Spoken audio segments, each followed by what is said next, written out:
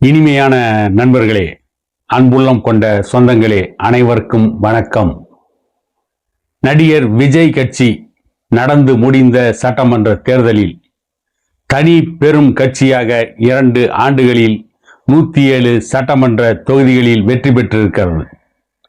107 சட்டமன்ற தொகுதிகளில் வெற்றி பெற்ற நடிகர் விஜய்க்கு ஆட்சி அமைக்க இன்னும் 11 சட்டமன்ற உறுப்பினர்கள் ஆதரவு தேவை. இந்த ஆதரவை அதிமுக கொடுக்குமா என்ற கேள்வி ஒரு பக்கம் இருக்கின்ற அதே நேரத்தில், விஜய் ஆட்சி அமைப்பதற்கு பாரதிய ஜனதா கட்சி அதிமுகவின் எடப்பாடி பழனிசாமிக்கு நெருக்கடி கொடுக்கும் என்று சொல்லப்படுகின்ற இந்த நேரத்தில் இன்னொரு செய்தி சமூக வலைதளங்களில் வேகமாக பரவிக்கொண்டு இருக்கிறது. அது என்ன செய்தி? ஆட்சி அமைப்பதில் அன்புமணி ராமதாஸ் முக்கிய பங்கு வகிக்கிறார் என்று ஒரு செய்தியை வெளியிட்டிருக்கிறார்கள். இந்த செய்தி வெளியிட்டது யார் என்று பார்த்தால், அன்புமணி அவர்கள் தரப்பில் இருக்கின்ற ஆட்களால் வாடகைக்கு அமைக்கப்பட்ட ஒரு இணையதள பத்திரிகை. அந்த பத்திரிகை தான் இப்படிப்பட்ட ஒரு செய்தியை வெளியிட்டிருக்கிறது. அந்த செய்தியில் மேலும் அவர்கள் சொல்லி இருக்கின்ற காரணங்கள், அன்புமணி ராமதாஸுக்கு மத்திய பாரதிய ஜனதா கட்சி ஒரு அசைன்மெண்டை கொடுத்திருக்கிறதாம். அதாவது, தமிழகத்தில் விஜய் கட்சிக்கு அன்புமணி ராமதாஸுடைய 4 சட்டமன்ற உறுப்பினர்கள் ஆதரவு கொடுக்க வேண்டும் என்று பாரதிய ஜனதா கட்சி கேட்டுக்கொண்டதாகவும், அதற்கு அன்புமணி தரப்பிலிருந்து சௌமியா அன்புமணி அவர்களுக்கு துணை முதலமைச்சர் பதவி கொடுக்க வேண்டும் என்று நிர்பந்தம் செய்வதாகவும், இதை பார்த்த பாரதிய ஜனதா கட்சி சௌமியா அன்புமணிக்கு துணை முதல்வர் பதவி கொடுப்பதை விட அன்புமணிக்கு மத்திய அரசில் அமைச்சரவையில் ஒரு முக்கிய பொறுப்பை கொடுப்பது சரியாக இருக்கும் என்று பாரதிய ஜனதா கட்சி மேலிடம் திட்டமிடுவதாகவும், இந்த நிலையை பார்த்த அன்புமணி அவர்கள் மாநிலத்தில் சௌமியா அன்புமணி துணை முதல்வர் பொறுப்பு ஏற்பதை விட மத்திய அமைச்சர் அவையில் முக்கிய பொறுப்பு வகிப்பது தன்னுடைய அரசியலுக்கு சரியாக இருக்கும் என்று அன்புமணி ராமதாஸ் நினைப்பதாகவும் செய்தி வெளியாகி இருக்கிறது. அந்த செய்தியில் குறிப்பிடப்பட்டுள்ள இன்னொரு செய்தி, இது அதிகாரபூர்வமான தகவல் கிடையாது, இது அதிகாரபூர்வமற்ற செய்தி. ஆகவே இப்படி ஒருவேளை நடக்கலாம். அப்படி நடந்தால் அன்புமணி தமிழக அரசியலின் ஹாட் டாபிக்காக மாறிவிடுவார் என்று அந்த ஊடகத்திலே செய்தி வெளியிட்டிருக்கிறார்கள். நான் என்ன கேட்கிறேன், ஏற்கனவே திமுக கூட்டணியில் திருமாவளவன் அன்புமணியாகட்டும் அல்லது மருத்துவர் ஐயாவாகட்டும் இவர்கள் இருக்கின்ற கூட்டணியில் நாங்கள் இருக்க மாட்டோம் என்று சொல்லிவிட்டார்.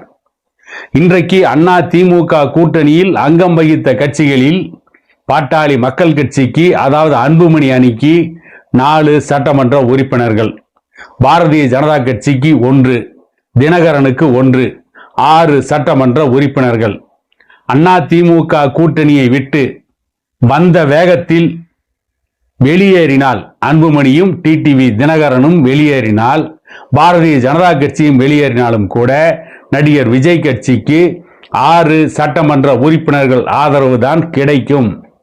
அந்த 6 சட்டமன்ற உறுப்பினர்கள் ஆதரவை வைத்துக்கொண்டு நடிகர் விஜய் ஆட்சி அமைத்தாலும் சட்டமன்றத்தில் அறுதி பெரும்பான்மையை நிரூபிக்க முடியாமல் அந்த ஆட்சி வேகமாக கவிழும். இப்படிப்பட்ட சூழ்நிலையில் அன்புமணிதான் அரசியலின் மைய புள்ளியாக இருக்கிறார். நடிகர் விஜய் ஆட்சி அமைப்பதற்கு அவர்தான் முக்கிய புள்ளியாக இருப்பார் என்றெல்லாம் ஊடகங்களில் செய்தி பரப்புவது என்பது இருப்பதிலேயே உலகத்திலேயே மிகப்பெரிய மோசடித்தனமான செயல். இது அன்புமணியுடைய 4 சட்டமன்ற உறுப்பினர்களை வைத்துக் கொண்டு நடிகர் விஜய் எதையும் செய்ய முடியாது. 4 சட்டமன்ற உறுப்பினர்களை வைத்தால் நடிகர் விஜய்க்கு 111 சட்டமன்ற உறுப்பினர்கள் தான். பாரதிய ஜனதா கட்சியும் டிடிவி தினகரனும் ஆதரவு கொடுத்தால் கூட 113 சட்டமன்ற உறுப்பினர்கள் தான். பாரதிய ஜனதா கட்சியும் அன்புமணியும் ஆதரவு கொடுத்து விட்டார்கள். ஆகவே விஜய் ஆளலாம் என்று கவர்னர் அனுமதி கொடுத்து விடுவாரா? அல்லது இந்திய அரசியலமைப்பு சட்டம் அப்படி சொல்கிறதா? எவ்வளவு பெரிய பொய்யை, எவ்வளவு மோசமான பொய்யை, எவ்வளவு மோசமாக, எவ்வளவு கீழ்த்தரமாக ஊடகங்களிலே பரப்புகிறார்கள். அதுவும் இல்லாமல் அன்புமணிக்கு மத்திய அமைச்சர் ஆஃபரை பாரதிய ஜனதா கட்சி அரசு கொடுக்கிறதாம். இதை கேட்டு கேட்டு புளித்து போய்விட்டது. கிட்டத்தட்ட ஒரு 8 ஆண்டுகளாக இந்த பொய்யை இணையதளத்தில் தொடர்ந்து சொல்லிக்கொண்டே இருக்கிறார்கள்.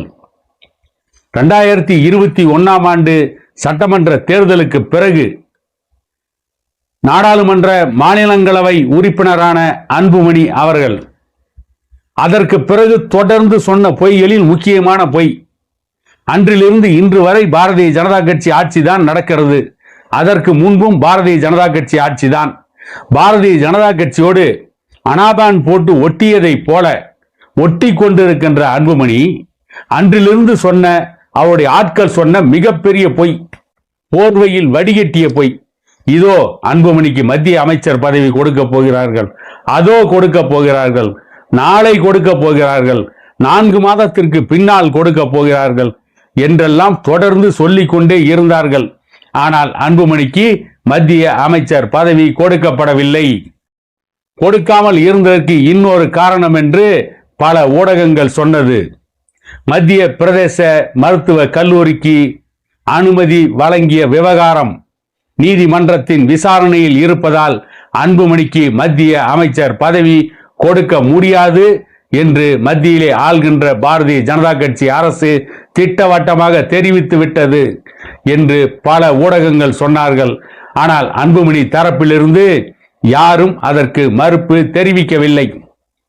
ஒருவேளை அன்புமணியின் 4 சட்டமன்ற உறுப்பினர்கள் நடிகர் விஜய்க்கு ஆதரவு கொடுத்தால் திமுக கூட்டணியிலிருந்து வெளியே வந்து நடிகர் விஜயை ஆதரிக்கும் என்று எதிர்பார்த்த காங்கிரஸ் கட்சி வருமா? வராது. விடுதலை சிறுத்தைகள் கட்சி வருமா? வராது. இவர்கள் வரவில்லை என்றால் 2 கம்யூனிஸ்ட் கட்சிகள் வருமா? வராது. அன்புமணியுடைய 4 சட்டமன்ற உறுப்பினர்கள் ஆதரவை நடிகர் விஜய் பெற்றால் நடிகர் விஜய் ஆட்சி அதிகாரத்திற்கு போக முடியாது. நடிகர் விஜய் ஆட்சி அமைத்தாலும் கூட அந்த ஆட்சியை தக்க வைத்துக் கொள்ள முடியாது. நடிகர் விஜய்க்கு திரிசங்கு சொர்க்கம் என்கின்ற அந்த நிலைதான் ஏற்படும். நடிகர் விஜய்க்கு ஆட்சியும் அதிகாரமும் கைக்கு எட்டியது வாய்க்கு எட்டவில்லை என்ற நிலையை நோக்கி பயணமாகும். ஆனால் இவர்கள் 4 சட்டமன்ற உறுப்பினர்களை பெற்றுவிட்டு அன்புமணி தரப்பில் இருப்பவர்கள் கொடுக்கின்ற பில்டப் இருக்கிறதே, உலகமகா பில்டப். ஆனால் அந்த ஊடகத்தில் அவர்கள் எழுதிய அந்த கற்பனை செய்தி இருக்கிறதே, அது உலகத்தில் அமர காவியங்கள் படைத்த வரலாற்று புதின நாவல்களை கற்பனையாக எழுதுகின்ற கார்லைல், தமிழகத்தின் கல்கி, சாண்டில்யன் போன்றவர்களை மிஞ்சிவிட்டார்கள். அவர்கள் கூட கற்பனையில் இப்படி ஒரு கதையை எழுதியிருக்க முடியாது. கற்பனை கதைகளை எழுதுவதில், அதை ஊடகங்களுக்கு கொடுத்து பரப்புவதில் அன்புமணி தரப்பு அத்தனை மோசடிகளிலும் ஈடுபட்டு விட்டார்கள்.